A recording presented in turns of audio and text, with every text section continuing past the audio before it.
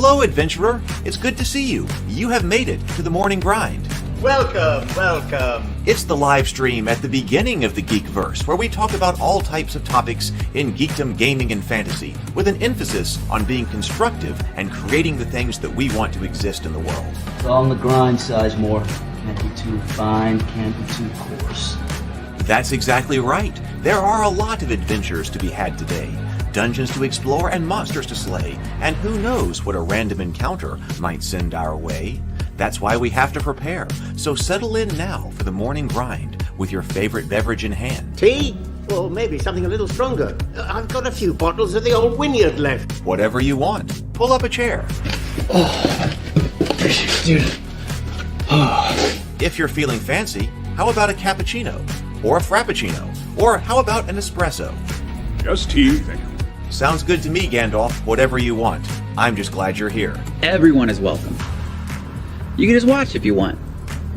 You don't have to worship anything you don't want to worship. Thank you, Mike.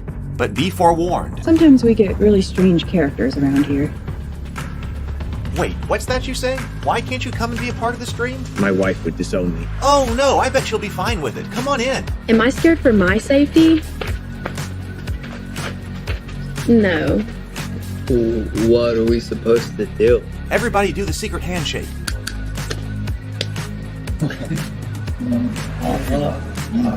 Secret cultist handshake. Oh, now do wizards who love each other. Yeah. This, my friend, is a science. I still don't have gifts, but it's fine. It's all on the grind, son. Can't be too fine, can't be too coarse. Dude, this would be a sick place to bring the band. Indeed it would be, Dave. It really would. I'm seeing more people coming in. Welcome. Glad to have you here. Oh, look, here's someone new. Is this the cultist meetup? Yes it is. Come to hang out? Please accept me. I have nothing else. Okay, we accept you. Everyone's welcome here. Brought some snacks. Well, that makes things even better. You want some coffee? I don't drink coffee. You sure? It's cultist coffee. What makes it cultist coffee? I'm a cultist and I'm drinking it. Oh. Then I'll have some. What exactly is going on here? I'm seeing more people coming in. Welcome. It's so great to have you. Oh, and look, here comes another stranger. Can we help you? Yes, fellow cultists. I could really use some food. Oh yeah? Welcome. We have donuts. Oh, it's me. I'm glad I'm here. I'm sure you have a few questions for me, though. What's your name? Who do you work for? What god do you worship? Great questions, Rob. I'm Steve King, and I worship Nyarlathotep. No, not really. I'm just Heath, and I won't be worshiping anything this morning. But I will be your host. Welcome to the office. We're going to have a great time. I've got my coffee ready, because now it's time for the morning grind. If you could become a fish, that would be amazing. Then I could command you with my mental fish powers. Hey, good morning, everyone. Yes, I know my lighting is different here. I still have not had time to reset all my light bulbs in the house and here in the office ever since the power went out and, well, reset all of them. So, all right, but but welcome here. Welcome. It's so good to see you, man. I feel like it has been absolutely forever. And it has been, and so I'm very glad to be back with you this morning. Welcome to my home. Welcome to the office. Welcome to the morning grind. Yes, it has been a crazy week, and I have not really gotten anything done over the last week. But I'm looking forward to getting back into it. I was working this morning. I got up and was working for a couple of hours this morning on the Cultist RPG, finding out, because I have not worked on that for about a week, finding out where I was. It's actually looking pretty good, but I was working on that this morning for a couple of hours, but not quite ready to come back to the stream with it. So maybe next week. I need to be able to finish some material so Brianna can start laying it out. But good morning, Zero the Blade. Zero the Blade asks, new quest packs or released with some changes? It's a re-release. We're going to find out what type of changes we've got. Let's see what our main topic this morning is. Since I'm not quite ready to go back to the Cultist RPG, I thought we would take a look at HeroQuest because Kent over at Avalon Hill was kind enough to send me some of the new material, and I posted a picture of this. This arrived like last Friday, because I never got the re-release of HeroQuest, the HeroQuest main game system. I never got the re-release, or the Kellar's Keep quest pack, or the Witchlord quest pack, because I still had my original releases. And so I was like, well, I don't suppose if they're just re-releases, I still have mine. But Kent noticed that I didn't have the re-release updates of the core game system and those 2 quest packs, and so he sent those out. So I figured we'd just take a look at one of them today. So we'll take a look at Kellar's Keep. We'll see what is inside. So this is the Kellar's Keep re-release, and that's the re-release. And now there's probably some extra stuff in here, but here's the original. Here's my original Kellar's Keep quest pack. So does anybody have this one? So this one was still here, and it probably has some extra pieces in here, but basically whatever it came with originally is still in here. So I figured we could compare. We could compare and see what the original is like with the re-release. So I intentionally had not opened them so that we could take a look at them together on the stream. So that's what we've got today. Good morning, PH. Good morning. And Charlie, good morning. Oh, Stray's here. Good morning, Stray. Good morning. Mike, good morning. James is here. Good morning. Good morning. Yeah, I missed it. I missed everybody too. And the Table Talk. Oh, Table Talk. I don't have all my links ready this morning yet. I'm still getting in the swing of things. But Table Talk, we will have a Table Talk on Tuesday, and we'll be talking about Truby. This will probably be our last Truby chapter, or Truby episode, chapter as well. We'll be going through the chapter on Myth. Doug and I and Brianna had already read the chapter on Myth and already had some notes on it, but the chapter on Action had taken so long, we decided not to go into Myth that day. But since we've already got notes on it, it'll be an easy one to go ahead and do and talk about. So we'll be talking about Truby's The Anatomy of Genres, this book right here. If you've got it Tuesday night on the Table Talk channel, and specifically the chapter on Myth. So that's what that will be on Tuesday, 7 o'clock, Brianna, Doug, and me. So trying to get back in the swing of things here. I've got so much to do. I've been promoting the Cultists. Oh, good morning, Mun Druid. Good morning. Good to see you. I don't know that I've seen you in the chat before, so it's great to have you from the beginning here. Here's to you. I got Cultist coffee this morning. I'm gonna have to get a coffee refill here in just a moment. Let's see. Hey, Mike. Good morning. Oh, Mike's got both. Excellent. Hey, Keith. Good morning. Good morning. And Jason. Oh, thank you for the Discord link. So, yes, there's the Discord link. If you would like to come and join us. So, okay, like I said, not a lot has happened as far as the Geekverse in the last week. But the major project that I still remain on is relaunching the Cultist and the Cultist RPG. I've still got to put the blooper reel back up. I just thought about that. But I did get all of season 1 of the Cultists up on YouTube again. Brianna redid all the thumbnails. We redid some of the sound for season 1 and things like that, and we've been promoting it. But what I've been trying to do, like my next major task, is to finish the Cultist RPG. So we will talk about that the next time we are live on Table Talk. I need to finish the text so I can send that over to Brianna so she can start laying it out. And that way we can get samples and proofs made. And then I got to finish the Kickstarter page. So the Kickstarter, which is underway, but not finished yet. But I need to finish the Kickstarter page, and I want to finish the RPG book itself and have a proof in hand, and then focus on promoting the Kickstarter page, because it would be, we're in severe crunch time. I think if we are going to be able, it would be really nice to be able to do a 3rd season, but in order to do a 3rd season, we would have to get people together soon. I mean, people have kind of dispersed and because it's been a while, and I don't know who we're going to be able to get back anyway. I suspect a lot of people, but there would only be one more season, and Brianna and I would still have to. The scripts are basically finished, but I'm sure we would rewrite them, because we didn't revisit. We had not written scripts before we started Table Talk and really considering all the story analysis and things like that. So there were things to change. So my mind starting back this morning with the before this morning grind was looking at the Cultist RPG again and thinking, all right, now what has got to happen in order to get the Cultists out there and launch? Hey, Robert, good to see you here as well. Thank you. So all right, so we're kind of light on the announcements and things like that this morning. So that's what's going on. That's the direction that I'm headed. So we're gonna be following this. I talked about potentially doing the morning grind earlier in the mornings, and I was thinking about that before everything fell apart last week. But at the moment, I really need the mornings to finish the RPG before I get to the winery, and so I really need to. That's kind of my work time. that's gonna be my work time for the next few weeks.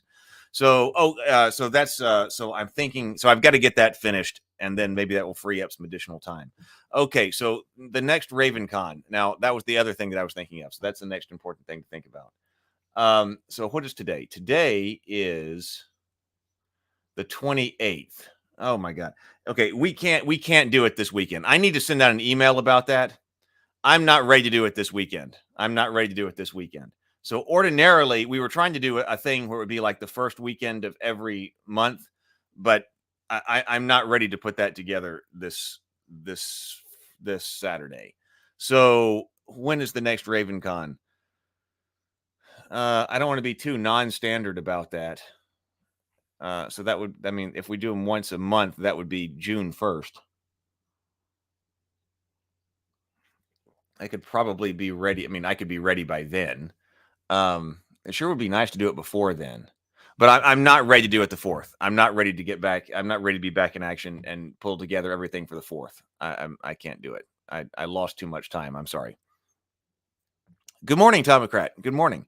So I do need to message everybody about that. I was thinking I had an extra week, and then all of a sudden I don't. Well, I think you're talking about cultist characters here. Maybe the ones who don't come back may finally have been consumed by their deities. Well, we'd probably have to recast. I mean, probably we've already got the scripts written, so we would have to know who was available and who wasn't, and then some characters might have to be recast. So we'd have to have time to go through the casting procedure again, because I don't think we would go to all the trouble to write a character out.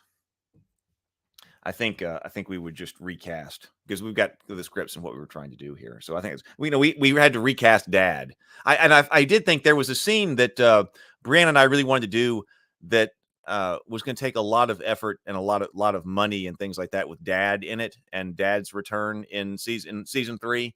But about a week and a half ago, I thought of a way to do that scene that was actually practical, changing it up so it's the same scene, has the same story elements and the same meaning, but was actually practical to shoot. And so I'm gonna have to go back and rewrite that. But we did recast Dad between season 1 and season 2. It's fortunately that there was only one actor that couldn't return for season 2, and that was Dad. So we recast Dad, but we just have to see. Yeah, we want to conclude their arcs, because the scripts got written after season 2, like to about 85 or 90%. So that's where I am. I am very excited about getting back in action here. So anyway, let's do our breathe and sip. Actually, let me refill my coffee, because I was pouring. Let me refill my coffee, and then we will breathe and sip. Just 1 second. Let me go over here. Hey, let's do a Yeti hug break. Oh, it's time for a Yeti hug break. Yeti hug break. Yeti hug break. Everybody go hug yo Yeti and show yo Yeti some love.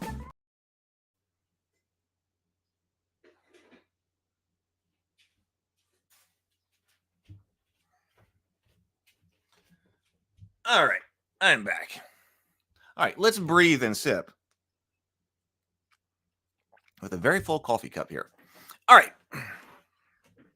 let's breathe and sip, and then we'll open up HeroQuest, and we'll see what this is all about.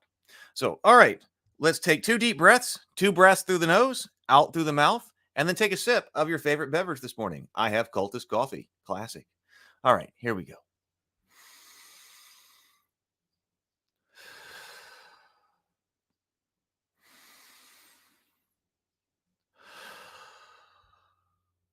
And sip. Now, let's take an extra sip this morning. Let's take an extra sip.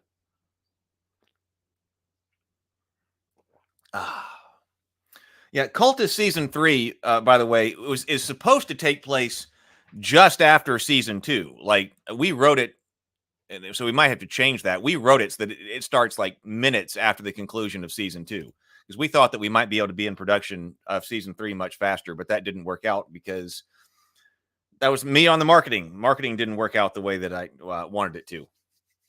But yeah, season 3 is supposed to start like immediately after season 2 concludes. So we will have to see how that works. All right, so I'm going to turn on this light over here, get our auxiliary light and auxiliary camera going.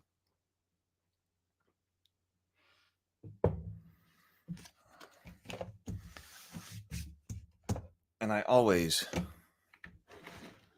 intend to clean, but I always end up with a mess. Okay.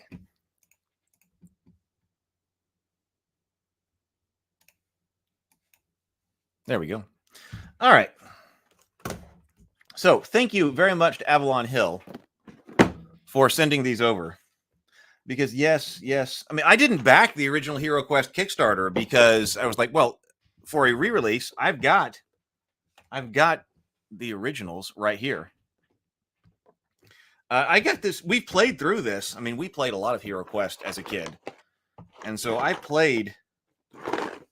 I don't remember any of it, but I remember we played the original system, we played Kellar's Keep, and we played Return of the Witch Lord. We've got Witch Lord too. I mean, that's very classic. I mean, let's compare even the... I do love this dwarf. I love the looks of the original characters a lot. So I love the look of this dwarf. To me, it seems like with the art style and also some of the miniatures and the miniature sculpts, we moved to like... dwarf and goblin look here that looks a lot more like Dungeons and Dragons, and sometimes maybe even Pathfinder kind of looks. I think that was probably the intention, though. I mean, I think that everything, especially even like the realistic, like the image on the original HeroQuest board, that had very much, I think, its own identity, which I really like. The HeroQuest box. I think that over here, the art style kind of went more toward, well, what is Dungeons and Dragons? More like general fantasy and Dungeons and Dragons. And that was probably intentional on the marketing standpoint. Well, what's big now? Because it wasn't like Dungeons and Dragons was mainstream when HeroQuest had just come out. So it is now. And so I think that's probably, that could be causing some of the shift in the art style. But I know also some people really like it. I just prefer the original. I want to see what... So let's compare the backs here. So the original one... So this is the original back here. It says, the Emperor is trapped in Kellar's Keep, an underground vault within an ancient fortress. Heroes, you must navigate long-lost passages to reach the Emperor before Zargon and his evil forces do. I've always said Kellar's Keep, but I think we talked about this, and somebody was like, it's supposed to be Cellar, like Cellar, but Kellar. But that always sounds weird to me. We already said Kellar's Keep. So, well, Cellar with a hard C or whatever. Kellar's Keep. The adventure continues. I mean, look at the guys in the sand here. Kind of basic product photography. The adventure continues. 10 thrilling new quests, fantastic treasures, gruesome 3D monsters. You get all this and more in Kellar's Keep. This action-packed quest is ready to use with your HeroQuest game system. Journey into the unknown of Kellar's Keep, if you dare. Kellar's Keep, trapped beneath the fortress of Karak Varn, the Emperor and his knights prepare for a hopeless battle. Zargon and his Doomguard approach. It's up to you, brave heroes, to rescue the Emperor and his knights. You must find the secret passage that has been lost for 1,000 years, a passage spoken of in legend alone. It cuts the very bowels of the World's Edge Mountains and leads to the vaults of Kellar's Keep.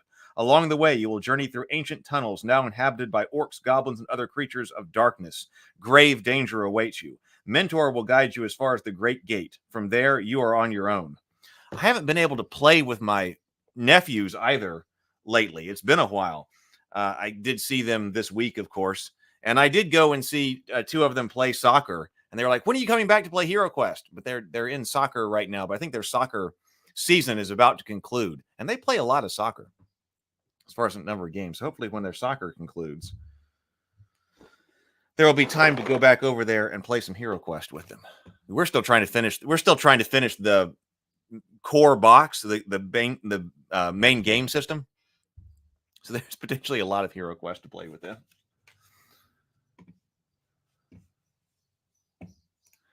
Mike says no, but the old HeroQuest box sort of looks like the original D&D red box, at least in layout. Oh, it does? Or the textbooks? I mean, I think it's a good point, Mike. I don't remember the D&D red box quite, as much. Modern themed and away from the GW aesthetic, right?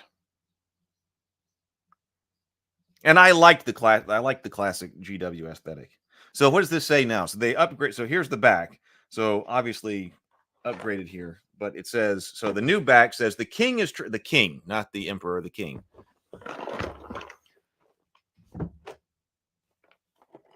Why can't you read that text? I guess the light's too bright. Let me see if I can turn that down.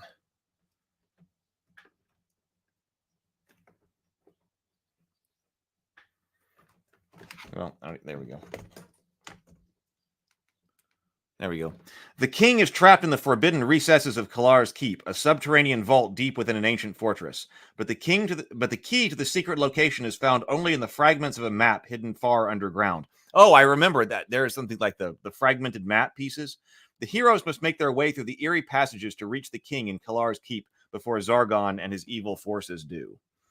Can the heroes rescue the king in time? Revisit the rich story of HeroQuest with Kellar's keep, an exciting expansion that challenges you to solve an ancient puzzle to triumphantly rescue the king from the evil grasp of Zargon. With 10 exciting quests, 17 finely detailed miniatures, and floor color tiles, Kellar's Keep continues your HeroQuest adventure. And I think this is the one that's supposed to be played after the core system. I don't think that there's actually an official way to do that. Like an official, I think there's an unofficial official order. But like, it's not like, I don't ever remember that box ever telling you exactly which one to do next. And it's not like this says on the back here, intended to be played after the base set. But I think that some of the unofficial official orders online say this one comes after the basic set. So 17 miniatures, 8 orcs, 6 goblins, 3 abominations, cardboard tile sheet, 2 dungeon doors, and 14 game cards. All right, let's open it up. Because I mean, one of the problems that we say with HeroQuest is that we don't have any type of leveling up. Well, we have a type of leveling up. We don't have like official leveling up. We just have gold, where you buy new equipment and things like that. But nothing ever says, hey, this quest is intended for 4. They're all supposed to be for 4 heroes.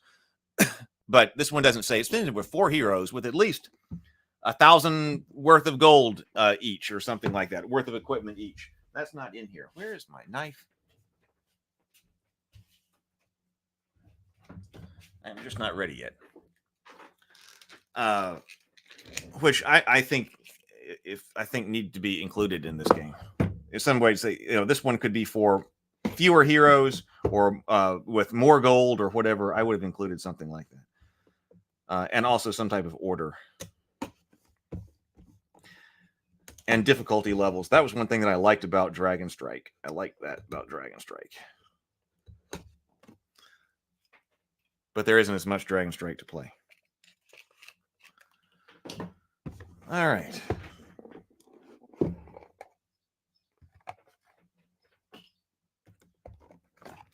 So we got the quest book here. We won't look at the quest itself for the spoilers, but we'll open up and look at the beginning here, at the beginnings material at the end. Yes. Now, this brings back memories. Yeah, getting gold out of the dungeon used to be how original D&D did XP. Right. But so I would have said, it seems like I would have said, hey, in HeroQuest, intended for adventurers with at least 1,000 gold pieces or something. Because then your gold is kind of like your XP. That's how you level up your characters in HeroQuest. But it doesn't give you any guidance. Zargon any guidance.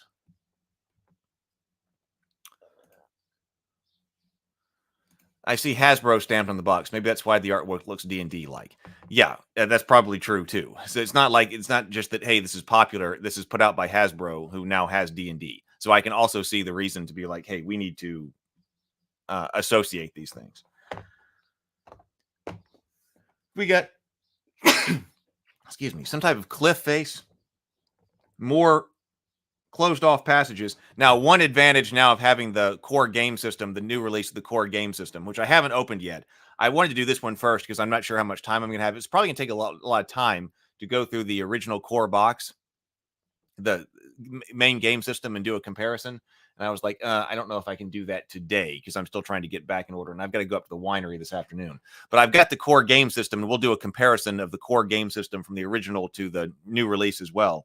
One advantage of this is that the board changed size. And I forgot about that, or I didn't know that. When we were playing solo for dinner and a board game, I was using the original board, but sometimes I had to put some of the new tiles down, and they're a different size. So at least by having the new game system, you've got the larger size board. Now, my 3-dimensional board is the right size, but and also now the treasure deck will fit because the treasure deck had, is different size cards and has a different back on it. Mike says, that was the genius of HeroQuest. You can play the expansions in any order. There's an unofficial order, but you didn't need other expansions to play other than the base game. Now, and I think there is something to be said for that because, we didn't think of an official order or anything like that. And in fact, I think that's a good way to do it. If you have the base game, which one do you want to pick up next?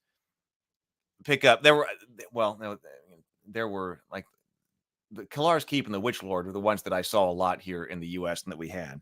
Play whichever one. That's one way to do it, but the game just doesn't take into consideration being overpowered or having more gear or something like that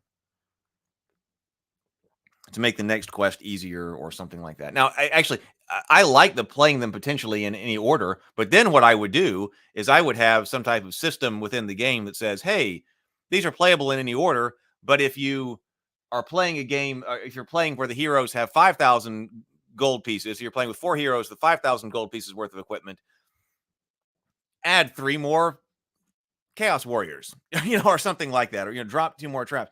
I know Zargon can do that anyway, a Zargon player can do that anyway, but I would have officialized that way. Playable in any order, but flexibility with the power level of the hero, with playable in any order with a system that allows flexibility for different power levels of different heroes. Sounds fun to me. But because also, what if you die? What if your heroes die and they don't have treasure? Just because they've played through the original game system doesn't mean they're actually going to have treasure, because they could have died later and lost a bunch of it. So, yes, they may have played through the game system and now they're going to do Kellar's Keep, but they could be starting heroes. What if you're starting heroes playing Kellar's Keep? Mike says, the minis that you get in HeroQuest easily work in D&D, so there's some crossover appeal. And yeah, I see the crossover appeal in D&D. I'm sure that was part of their thinking. Mike says, the idea of noting that XP, however that's measured, is a good note for Fated Edge, right? That's exactly, Fated Edge has got to include that, especially if there's an RPG, and especially if there is like an adventure system like we were talking about, then I want to be sure that that's included. I sure do. Trapdoors. I remember this ball. Got Indiana Jones stuff here. The staircases, I remember those. These hands, the magic hands for some type of room. We're looking for some type of stone tablet. So there are pieces, the stone tablet, the dwarven forge. I remember all of these. Okay, black on the back.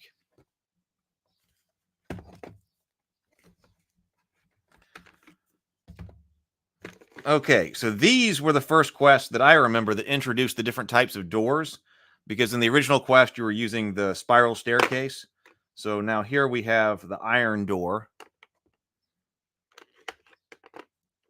And we have the wooden door. I think I forget which one you enter through, and then you exit through the other one. So this was something that they introduced in the later quests. So doors here. And then the miniatures. So the miniatures in this set and the Witch Lord were just more of the original base. This would give you a pretty nice array of D&D miniatures if you have the HeroQuest set and then all of these.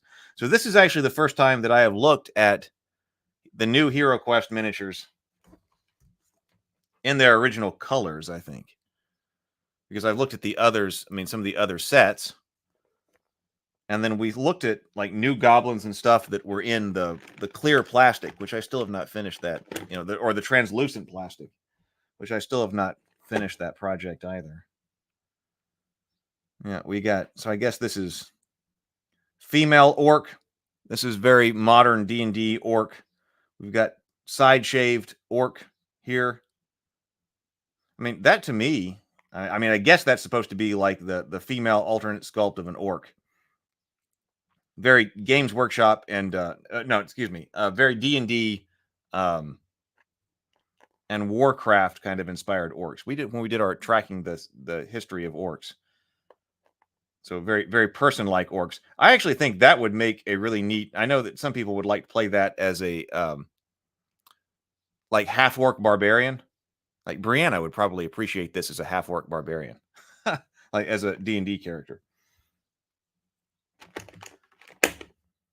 Actually, it looks like she's missing a hand.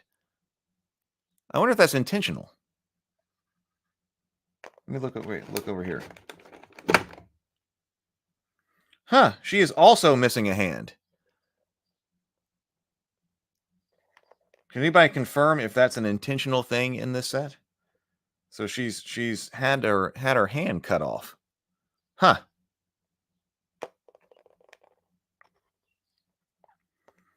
That looks much more like a classic D&D female half-orc. If that's the male orc.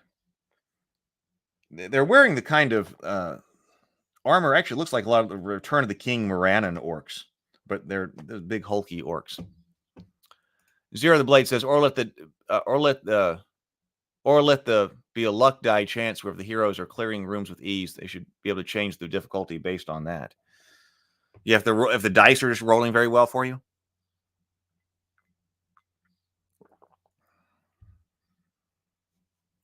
Hey, the Nose Plays. It's been a while. Good to see you. Was just looking at my RPG notes again last night and thought of you. Thought I'd pop in the stream and say hi. Good to see you're still doing well. Well, it's good to see you too, Nose. I hope everything's going well with you. Looks like a character model. This one. So we've got, well, no, look, we got it. No, here's a different type of female orc. So we do have several different kinds of sculpts. Of course, we had different sculpts for the different orcs and stuff with different weapons in the original game system.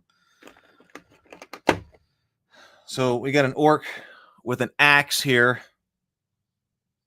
Now do I need more light?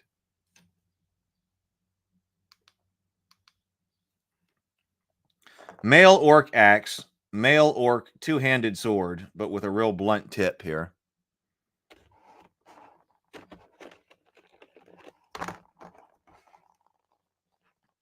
Another one with a two-handed sword, another one with an axe, and then two of these female orcs with the loss of a hand. I wonder if, is that on the back of the box? We'll look later. And the Abomination. Now, I don't mind the Abomination. I think the Abomination's pretty cool. Of course, I am partial to the original femur, but that's not included in the re-release. Oh, Mike says not intentional. You can contact Avalon Hill for an easy replacement. Oh, well, they did send this one to me free, so I won't ask them for a replacement. But that's good to know. On the other hand, it kind of looks cool that we've got a barbarian here who's lost her hand in battle. But I do think the Abomination is pretty cool. I'm partial to the original femur just because that's, to me, was a classic part of HeroQuest, but that was Games Workshop. So I understand why they'd have to redo this one. And so I actually think that the Abomination is a pretty cool addition. I was trying to decide if it's kind of out of place or not, but I do kind of like it because I like deep ones and, Lovecraftian kinds of things. And so that does kind of bring that element into HeroQuest, which is not something that we had originally. I don't know that a lot of the quests are themed. Right, yeah, exactly. It looks like a hero quest. It looks like a deep one. But the thing about that is that so I like it. The thing about it though is I don't think that the quests are really themed for the fish guy. Right? I mean, the quests didn't change. It's not like you're lurking around in Innsmouth or something like that where there would be nothing's water themed.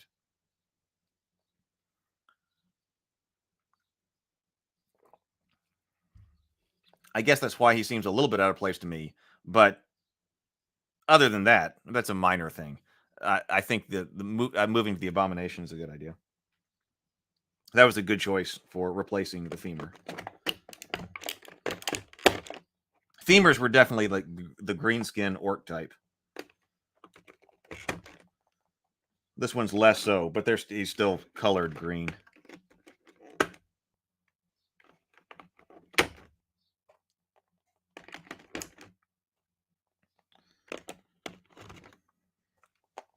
Oh. Two different kinds of goblins. So we have both. We've got both male and female goblins too here. She's very thin. But that's okay. These are the rubbery kinds of plastic, slightly, not very, rather rubbery plastic. So she's not going to break.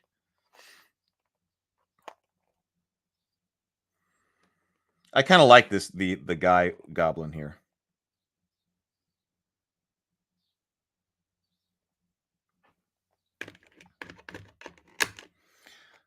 When I'm doing some miniatures, I kind of want the original HeroQuest aesthetic with them. There's more to paint now. But yes, that would be a great set of miniatures also for D&D, I'm sure. Mike says, love the femur as well, but even GW didn't own the rights to them, which is why they weren't in much outside of their original release. So femur is something from not even Games Workshop?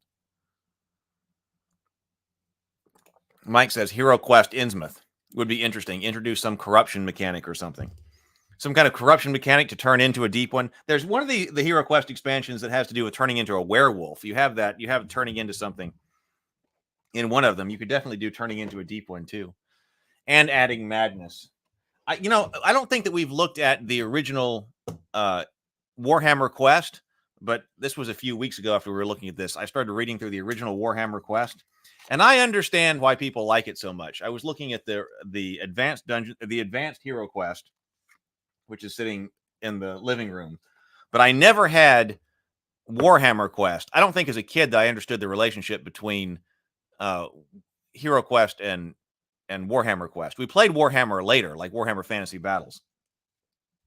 But I was like, well, I don't need Warhammer Quest because I got HeroQuest. And isn't that like the knockoff of HeroQuest or something like that? But I was reading it, and that was really a great game. That one is arguably, I think, better than Advanced HeroQuest. Actually, I think the original release of Warhammer Quest might be the best. I've not played it, for not having played it. But looking back on that, having read HeroQuest, played a lot of HeroQuest, played a lot of Dragon Strike, read Advanced HeroQuest, read Warhammer Quest, and then tried to play one of the later Warhammer Quest releases, and I didn't really like the latest Warhammer Quest. I was like, well, hey, Warhammer Quest, well, maybe I should get into that. So whatever one of the latest Warhammer Quest games was, I didn't think was all that great. But the original Warhammer Quest, now I wish that I had, because that seems like it set a standard in this type of gaming. And a Pit Fighter. I remember Pit Fighter as well. Yeah, Mage of the Mirror. Mike says the werewolves are in the Mage of the Mirror. All right, so we've got cards here. We've got equipment cards, artifact cards, equipment cards, and artifact cards. And one of the best things about the re-releases that I appreciate, and I'm sure other people do too. Actually, we can go over here. So we'll go over here and see what was inside this. It looks like it feels like I've got other things inside this box. Yeah. Oh, wait a minute. What's going on here?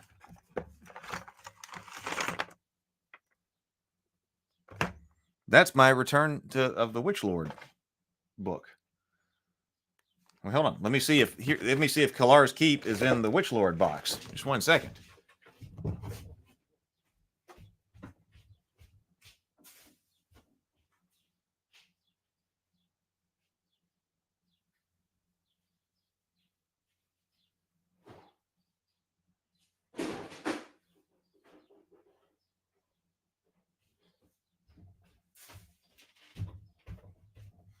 All right, Witch Lord box.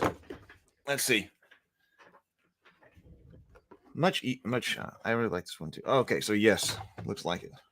Don't look. We'll look at this one next time.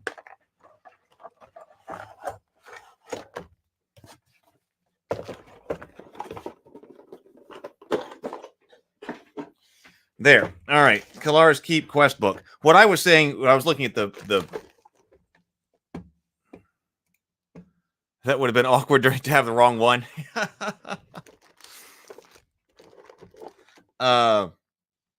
What I was saying is that the back of these, see, I didn't like this, and I'm sure a lot of people felt the same way, was that these scrolls on the back, that these cards that you needed were actually on the back of your original quest book. And me being me, and I'm sure a lot of other people too, were like, well, I don't want to cut my book. I really didn't want to cut the book open, or cut the book to have my spell scroll cards and the different artifact cards here. Are these all artifacts? Oh, that's interesting. These are all artifacts here. So these never got cut out. We did something else. Who knows? Our replacements may actually be in this box, but I photocopied this and I put them on cardboard and things like that to keep from having to cut the back of this. So I'm very glad that in the new releases, they actually provide cards and don't have you try to, use the back of this book here. Although I did notice, okay, so this book right here in the original, that's actually a cardstock cover. We do not have a cardstock cover on the new one, but I guess they went to cardstock. They don't have a cardstock cover. There's no cardstock cover on the original HeroQuest quest book. I guess they went to the cardstock cover on this specifically to try to do something with the cards. I guess that's why they did that. I didn't realize that was the other ones didn't have those. Have the cardstock cover. All right, let's put this over here. Yeah, Mike says photocopied mine onto the cardstock and hand colored the backs. That's what I did too. And they're not in here. But here are the original pieces. So very similar. The cliff, the staircases, the hands, the dwarven forge. And it looks like it just have extra miscellaneous. I mean, that's a very early femur to have painted. Also, that's one of the very early skeletons to have painted. We used these guys. This was our proxy for the ogres, because for whichever quest that was that the barbarian or the elf quest? Whichever one had the ogres in it. We didn't have that box, but later, after we had played through all of these, we wanted to go on and play more HeroQuest, and so I found the download of one of the I guess that was the elf quest pack or something like that, and so I did have this. This was the GW orc, but I thought that this looked kind of ogre-like. That was in the way I thought of it anyway. Because if that's an orc, that's a classic Games Workshop orc, or a classic HeroQuest orc right there. Once you put what at the time were some of the newer orcs next to it, I thought those were ogre-like. So we used those for ogres. So that's why I had probably a couple of them floating around. Very early zombie paint job.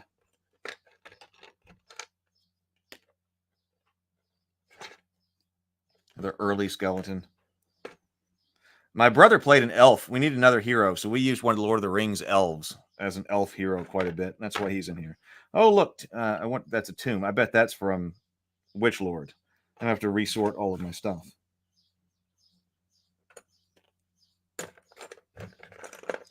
These are kobolds from the pre-colored Dungeons and Dragons releases. Somehow they ended up in here. They may have been used as like 1 hit point, 1 hit die, 1 attack monster, or something less than a goblin at one point.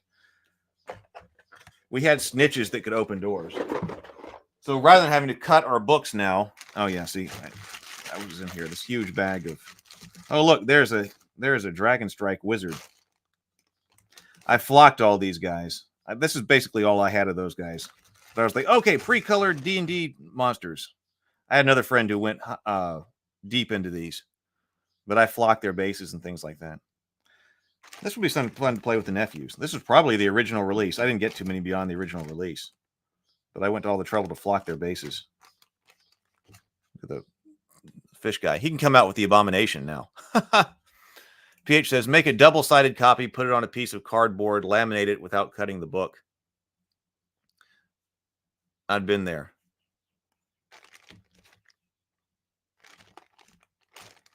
Yeah, those need to come back out to play sometime. All right, let's see what these are. So we didn't have equipment, I don't think, in the... of course, we didn't have equipment cards. In the UGAS release, we didn't have equipment cards. All right, artifact. Fire Ring. Protects the wearer from any 2 dread fire spells. Ring disappears after the wearer has been protected from the second spell. Spell Scroll. Genie. The spell conjures up a genie who does one of the following: opens any door on the board, revealing what lies beyond, or uses 5 combat dice to attack any monster within your line of sight. Scroll crumbles to dust when it's used. Spell Scroll Rock Skin. I mean, classic rock skin spell as well. Spell Scroll Sleep. Spell Scroll Fire of Wrath. Spell Scroll Courage. Spell Scroll Bottle of Flame. Spell Scroll Tempest. Spell Scroll Heal Body. And then the Magical Throwing Dagger. Always inflicts 1 body point of damage when thrown at a monster a hero can see. Monster cannot defend. Dagger is lost once it's thrown. So what kind of equipment does it have here? Oh, its equipment are potions. Venom Antidote. This bubbling brew tastes foul, but heals up to 2 body points of damage caused by poison needles or poison darts only. Of course, I loved alchemy, and I loved alchemy as a kid, too. So I thought that when we have the Alchemist bench in HeroQuest, that was seriously cool. I know, I was thinking about that, too, because that comes up. Who has that spell ever been cast in that way? Has anyone in the history of HeroQuest ever cast the genie spell to open a door? I don't think so. Potion of Restoration. Drink this brown frothy liquid to restore 1 lost body point and 1 lost mind point. It's refreshing after a tough battle. Potion of Dexterity. This sparkling liquid adds 5 movement squares to your next die roll or guarantees 1 successful pit jump. If you purchase more than 1 of these potions, you may use only 1 potion per turn. If you purchase more than 1 of these potions, you may only use 1 of them per turn. And then Potion of Battle. If you have a really weak roll of the attack die, you may drink this blood red potion. It allows you to re-roll 1 re-roll of your attack dice. That's different phraseology. I mean, that's phraseology I would have changed too. It allows you 1 re-roll of your attack dice. Why not just say it allows you to re-roll your attack dice? Because at first I thought it was going that, hey, it allows you 1 re-roll of 1 die. I like cards. I'm also glad we have that. So those, to me, that's an upgrade. Because in the original,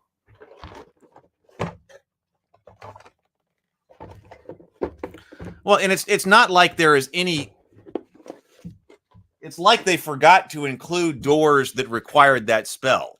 It was like there was going to be some type of situation where that spell was going to be necessary, like in order to do that, like locked doors, or magically locked doors or something, or just physically locked doors that like you might have to roll in order to open. There is something like that in the Barbarian Quest pack, but that, okay, we don't have time to roll for this or try to open this. Let's just use this spell because we've got to get out of here because we're being attacked. But it seems like that just got forgotten was something that was forgotten to put in or something taken out. So in the original quest book, and I actually do really like these illustrations here. In the original quest book, we got the alchemist shop on the front cover, which I always as a kid really liked this style of illustrations. But I also really like cards. And I know it was a pretty common thing to do to put the potions and things on cards. So I heartily approve of providing cards for the potions and cards for the artifacts.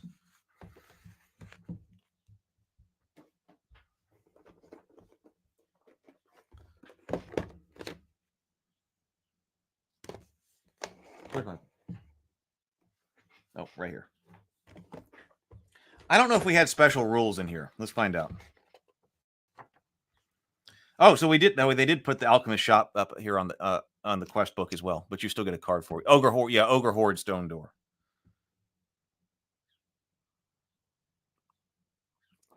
So I guess if you're in a really dire strait, you could use it there. I guess it would open that door. So we do have the alchemist shop at the front. Iron entrance door. Wooden exit door. The giant stone boulder. The giant stone boulder rolls down a corridor, doing great damage to anything in its path. We've got a statue. I don't know if I remember the statue. I don't remember the statue was in there. Cloud of Dread. When surrounded by this mysterious purple cloud, heroes cannot see anything. The Weapons Forge. This forge is a place where dwarven blacksmiths once created the finest and sturdiest weapons in the land. The Cliff Corridor. The Cliff Corridor is used as Grin's Crag, a dangerous walkway near the entrance into Kellar's Keep. Each square on this tile counts as one space. The 4-part stone map. These pieces fit together to form a stone map. Finding the map pieces is a major objective of this quest pack. Trapdoor. Now, we've used trapdoors, not in the original game system, but trapdoors seem to be a common element in expansions.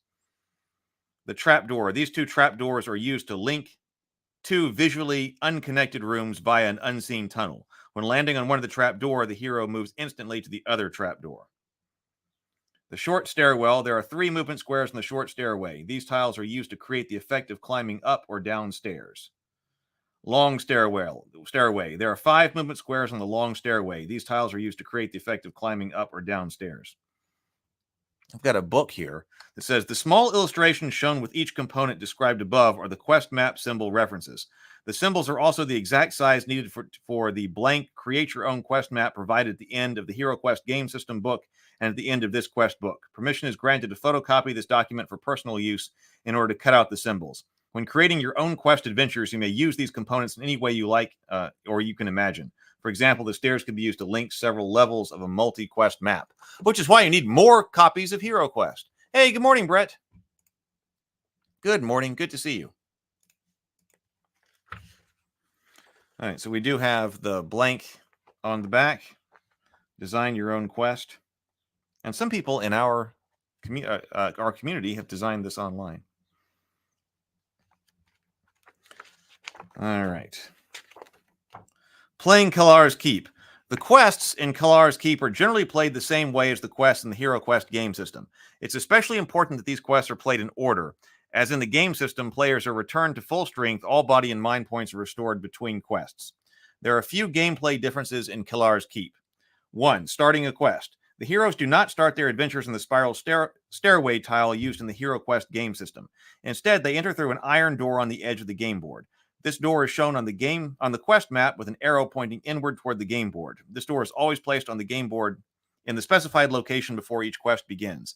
At the start of an adventure, the heroes line up outside the door and ask Zargon to open it. Ending a quest. Players may leave the game board only by locating the wooden exit door at the end of the board, or at the edge of the board, or by finding the spiral stairway that exits to one of the quests. This exit door is shown on the quest map with an arrow pointed outward from the game board. As with the regular doors, an exit door is not placed on the game board by Zargon until a hero looks down the appropriate corridor. An exit door is usually opened in the same way as a regular door unless specified otherwise in the quest notes. Treasures. Large gold coin treasures found in the treasure chest should be divided among all surviving heroes. Additional artifact cards. These additional cards are included with this quest pack. Fire Ring and Magical Throwing Dagger. These artifacts are similar to the artifacts on the HeroQuest game system. When a hero finds one of these artifacts, they should record it on their character sheet. Unlike most artifacts in the game system, however, these artifacts must be crossed off a hero's character sheet after they are used. I guess you just have to note down that you've used one of the uses of the Fire Ring.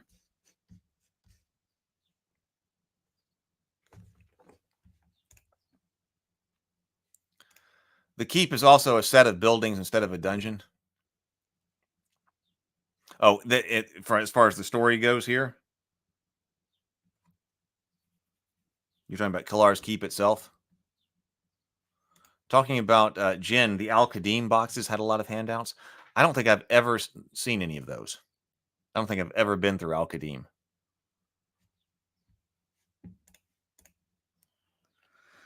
All right, how do we get started? A message from Mentor. My friends, I have alarming news. The king and his army are trapped in Kellar's keep, the underground bastion of the fortress Kaba Karn. The great dwarven stronghold lies deep within the heart of the world's edge mountains. The fortress is well defended, but I fear that time is against us. His Majesty's army weakens with starvation while the enemy grows stronger by the day. It's up to you, brave heroes, to rescue the king. The great book Lore Tome has revealed much useful information to me. Many thousands of years ago, the dwarves made their home in the World's End Mountains.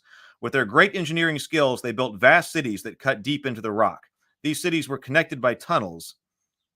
So this is the dwarves made their home in the World's End Mountains. With their great engineering skills, they built vast cities that cut deep into the rock. These cities were connected by tunnels that stretched for miles beneath the mountains. On the eastern side of the mountains, the dwarves constructed huge fortresses to guard against the evil legions of dread. The greatest of these fortresses was Kaba Karn. The dwarves lived for many years in peace, for the enemy did not dare attack the well-defended cities. But during this time of peace, the dwarves became careless. Their army grew smaller and their guard less vigilant. Then came Zargon, the evil sorcerer and commander of all that is evil. Zargon spent years raising a vast army with allied of orcs, goblins, and monsters beyond description. When the attack came, there was no warning. The dwarves fought with great valor, but their enemy was too strong. One by one, their fortresses fell. Only Kaba Karn held. Most of the hidden tunnels near Kaba Karn have long been forgotten. However, Lore Tome has revealed to me a hidden passage known as Grin's Crag. This secret walkway is named after the dwarf who first discovered it. While searching for a rich vein of gold, Grin found a narrow footpath running along the edge of an abyss. He explored beyond and found himself in the lower caverns of Kellar's keep. Grin carved a map into a stone tablet so that he might find the path again. Then he broke the tablet into pieces and hid the fragments throughout the halls of Belorn, ancient chambers that lie beneath the World's Edge Mountains. First, you must journey through the halls of Belorn. These hallowed halls have been stripped of many of their riches that once adorned them. Yet a treasure or two might be found by a hero with a keen eye. But beware, evil orcs and goblins now dwell here. You must make them pay dearly for their trespasses. Even Lore Tome does not reveal the exact location of Grin's Crag. You must find the 4 pieces of Grin's stone map that are scattered throughout the halls. Only then can you travel the path to Kellar's keep and lead the crown to safety. I shall take you to the Great Gate, but from there you will be on your own. Good luck, my friends. When you need my guidance, listen deep within yourselves. All right, and then we move on to Quest 1.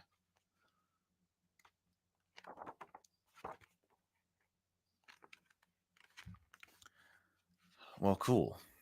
Stray says, closing my eyes while you read that is like putting on an old VHS as my mind remembers it. I want to do some audiobook reading of some of the Rabavania and Theophany stuff later. Brianna's gotten completely set up to do audio recordings and audio narration at her house. I don't know that she's done it yet, but I want her to read some of the Rabavania stuff too. But that's later. That's later. Too many projects going on. That's later.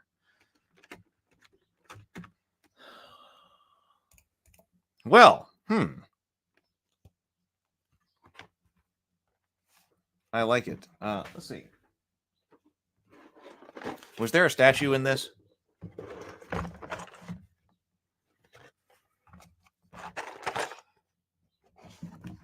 Well, the stone map improved.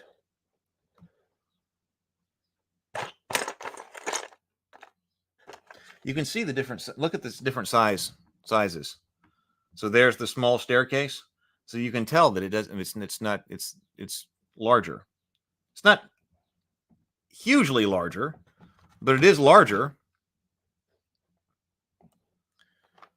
The new release is. So yeah, you need the new release. Maybe they did that intentionally. I don't see a statue in here.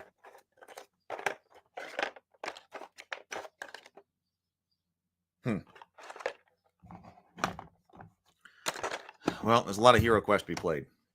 We can play it, and I gotta go play with the nephews too. Anybody playing games today?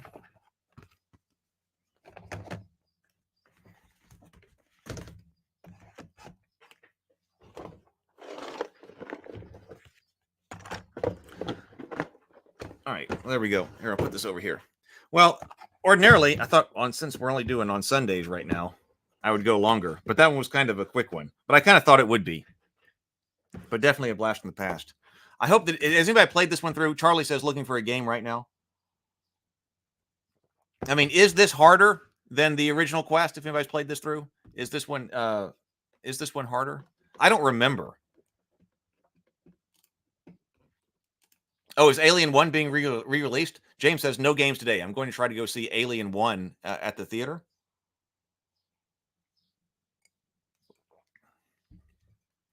That sounds like fun. All right. Well, that was fast today. So, all right. Well, I guess that's all we've got. I appreciate your being here with me. Mike's going next Sunday. I guess what I will do is get out of here. It's not like I don't have a tremendous amount of stuff I've got to, plays the same as the original set. That's kind of what I remember. I don't remember there being any major shift in difficulty between the original set and Kellar's Keep and the Return of the Witch Lord. But then I remember getting our butts handed to us when we went and played the Elf Quest pack or something like that. Because I don't remember that happening when playing Kellar's Keep and Witch Lord and stuff like that. I remember that being, basic difficulty, what HeroQuest always was. I mean, at that age, I don't think we thought about it too much. But I remember that those all being the same. And then I remember when we got to Ogre Horde or whatever it was, that one handed us our butts. Okay, so I will. I've got a ton of stuff to catch up on and take care of. So I'm going to go do that. I will be in touch though through Discord. I need to send out an email about the RavenCon. So no RavenCon this week. I'm just not ready yet. But I'm looking forward to getting back into action, getting a lot of stuff done here. So, yep, I will see everybody on Discord. Everybody go play games. I'll be in touch. And I'll know the next time I'll be live is Tuesday night for a discussion of Myth with Brianna and Doug at 7 o'clock Tuesday night. So I'll see everybody on Tuesday. Later, everybody.